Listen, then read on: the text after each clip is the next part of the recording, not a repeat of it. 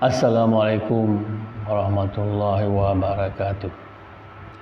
Jumpa kembali dengan TV Pratiwi pada kesempatan yang berbahagia ini. Kita sama-sama belajar mengenai gejala-gejala awal dari terjadinya gangguan-gangguan pada ginjal yang perlu menjadi perhatian kita. Ginjal merupakan organ yang bekerja sangat vital, di mana menyaring limbah yang ada di darah, kemudian menstabilkan elektrolit dan cairan tubuh, menjaga tekanan darah tetap stabil, kemudian menghasilkan hormon-hormon yang sangat penting seperti eritropoietin, renin, dan kalsikol. Juga menjaga keseimbangan asam basa tubuh. Karena sangat penting fungsi dari ginjal ini, mari kita perhatikan gejala-gejala awal, keluhan-keluhan untuk mengetahui adanya gangguan pada ginjal kita. Gangguan-gangguan ini akibat terjadinya penumpukan limbah dan racun, sehingga perlahan fungsi tubuh kita akan terganggu dari endapan-endapan bahan-bahan yang tidak bermanfaat ini. Racun yang tidak bisa dibuang oleh ginjal bisa menyebabkan gangguan denyut jantung. Kemudian hal ini tidak perlu disepelekan, sehingga kita harus mewaspadai gejala-gejala atau ciri-ciri dari gangguan daripada ginjal. Yang pertama yang perlu kita perhatikan adalah perubahan dari warna kencing atau urin. Jadi warna urin ini bisa berubah karena ada masalah utama dari gangguan ginjal. Jadi dengan memperhatikan warna kencing yang menjadi keruh, ini tentunya akan perlu kita perhatikan gangguan-gangguan fungsi di ginjal. Karena juga terjadi gangguan kebiasaan buang air kecil yang berubah, bisa terlalu sering ataupun jarang buang air kecil. Apabila mengalami hal-hal yang demikian, perlu langsung dilakukan pemeriksaan ke dokter untuk mengetahui apa gangguan-gangguan awal di gangguan ginjal. Bisa juga perubahannya karena tekanan aliran kencing yang melemah, kemudian kencingnya bisa berbusa, kemudian mengandung bercak-bercak darah. Juga disertai dengan nyeri sangat buang air kecil. Ini gejala-gejala awal yang berhubungan dengan gangguan ginjal, yang berhubungan dengan perubahan kencing kita. Kemudian yang kedua, bisa terjadi nyeri di belakang pinggang. Ini selain perubahan warna kencing tadi, juga bisa ditandai dengan nyeri pada pinggang bagian belakang. Hal ini karena letak ginjal kita di bagian belakang dan bagian bawah. Bisa ini muncul karena adanya batu, kemudian terjepitnya di ureter, sehingga menekan punggung, akibatnya timbul rasa sakit yang luar biasa. Juga bisa disebabkan oleh karena infeksi saluran kencing, juga bisa menimbulkan gejala sakit di bagian belakang tubuh. Kemudian mudah merasa lelah. Pada yang gangguan ginjal, produksi eritropoietin untuk meningkatkan sel darah merah berkurang, sehingga oksigen juga akan berkurang ke bagian-bagian tubuh. Jadi akibat kekurangan eritropoietin ini, kadar oksigen ikut menurun sehingga menyebabkan tubuh menjadi lemah. Ini sebabnya terjadi mudah lelah dan sering ditemui pada hal-hal yang mungkin dianggap sepele. Selain penyakit ginjal, juga berisiko komplikasi anemia. Ini dua hal yang perlu diperhatikan, cepat lelah dan bisa anemia. Kemudian yang ketiga, lengan dan kaki bengkak. Ginjal adalah organ yang bertanggung jawab untuk menyaring cairan tubuh dengan baik, sehingga apabila terjadi pembengkakan ini karena adanya protein yang lolos dari penyaringan ginjal dan terbuang lewat urin, mengakibatkan terjadinya penumpukan cairan yang menyebabkan pembengkakan. Maka dari itu, apabila lengan dan kaki bengkak dapat menjadi patokan awal bahwa ada gangguan pada ginjal, sehingga perlu pemeriksaan supaya tidak berlanjut penyakitnya. Orang dengan ginjal yang rusak juga dapat mengalami pembengkakan pada mata, ini khas ya. Kemudian yang keempat, kulit kering dan gatal. Kulit kering dan gatal ini ternyata juga berhubungan dengan gangguan ginjal, karena ginjal yang berfungsi dengan baik dapat menghilangkan limbah dan cairan di tubuh, sehingga membantu menjaga jumlah mineral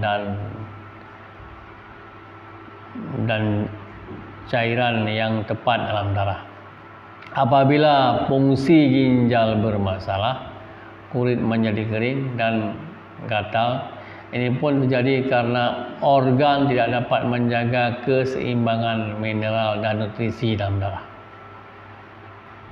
Kita dapat mengatasi masalah kulit ini dengan memakai krim dan salep, tetapi perawatan tersebut tidak mengobati ginjal yang mengalami bermasalah. Oleh karena itu, apabila ada ciri-ciri sakit yang mirip dengan penyakit, tidak boleh disepelekan. Kalau ada gejala-gejala di kulit, mungkin ini berhubungan dengan ginjal. Kemudian sering mual dan muntah. Ini juga karena limbah racun yang berkumpul dalam darah bisa menyebabkan rasa mual dan muntah. Hal ini disebabkan oleh karena gangguan refleks muntah di otak dan sistem pencernaan, sehingga kedua perasaan ini tidak menyenangkan. Mual dan muntah sehingga menimbulkan gangguan nafsu makan, sehingga menjadi sulit untuk dideteksi sebagai penyakit ginjal. Padahal kedua gejala ini, mual dan muntah, dapat menyebabkan berat badan turun dengan drastis dan memperparah kondisi ataupun keadaan ginjal kita. Kemudian yang keenam, sesak napas. Sesak napas ini disebabkan karena cairan menumpuk di paru-paru melalui darah atau bisa disebut dengan ödem paru-paru. Kemudian akibat anemia yang kekurangan sel darah merah yang dibawa oleh oksigen ke seluruh tubuh kurang, sehingga akan menyebabkan susah bernapas. Kondisi tersebut akan membuat seorang dengan ginjal bermasalah bernapas dengan terengah-engah atau terburu-buru bernapasnya. Kemudian yang ketujuh, rasa besi di mulut. Jadi mulut terasa seperti ada besi, merupakan satu ciri gangguan ginjal dan mungkin mirip dengan penyakit yang lain. Faktanya rasa tidak enak di mulut ini bisa terjadi pada orang gangguan ginjal karena tubuh terlalu banyak racun yang membuat Anda merasakan rasa mulutnya berbeda seperti biasa. Penumpukan limbah dalam darah ini tidak hanya menimbulkan mulut besi, malah bisa menyebabkan mengeluarkan nafas dengan bau tidak sedap. Akibatnya tidak bisa dan jarang bisa membuat nafsu makan ikut menurun, merupakan ciri khas daripada gejala-gejala gangguan daripada ginjal. Harus kita periksakan apabila ada gejala-gejala tersebut. Kemudian yang ke-8, bisa kram otot. Ginjal yang bermasalah dapat menyebabkan ketidakseimbangan elektrolit. akibatnya tubuh mengalami penurunan kadar kalsium dan fosfor yang tidak terkendali sehingga menimbulkan kram di otot. Dari sisi lain, masalah kram ini juga disebabkan oleh adanya kerusakan saraf ataupun aliran darah yang bermasalah karena kelainan ginjal. Apabila kita mengalami ciri sakit ginjal yang satu ini, juga harus berkonsultasi ke dokter untuk mencari penanganan yang terbaik. Kemudian yang 9, sulit berkonsentrasi dan malah pusing. Pusing dan sulit berkonsentrasi ini adalah gejala awal dari gangguan ginjal yang sering terabaikan. Pasalnya keduanya sering memberi efek mungkin disangka stres ataupun kecapekan. Pada kenyataannya sulit berkonsentrasi dan pusing menjadi ciri bahwa ginjal pun ikut bermasalah.